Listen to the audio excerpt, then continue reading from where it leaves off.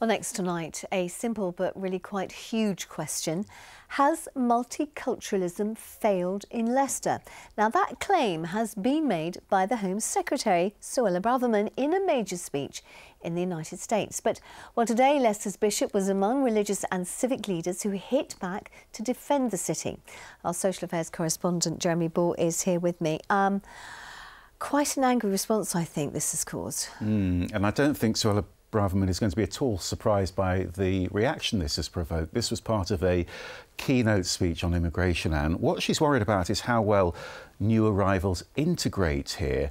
Where they don't, she says, extreme cases can undermine security and undermine stability. And she first raised some of these concerns after this disturbances in Leicester a year ago. Now, as we know, the most serious violence lasted less than 24 hours, and most people really didn't want it, but it did raise big questions about underlying tensions between some Hindus and some Muslims in Leicester. And now Suella Braverman has used really strong words, Anne, to blame what she branded a misguided dogma of multiculturalism.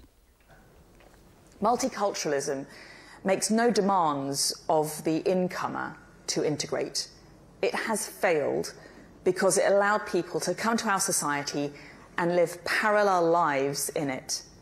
We are living with the consequence of that failure today. You can see it play out in the streets all over Europe, from Malmo to Paris, Brussels to Leicester. So a specific mention of Leicester there. What have people in Leicester actually had to say today about that? There have been some strong reactions. Look at this social media post first from the Bishop Martin Snow, who says he profoundly disagrees with her characterisation of Leicester. He goes on to say, "I am immensely proud to be Bishop of this diverse, creative and vibrant city."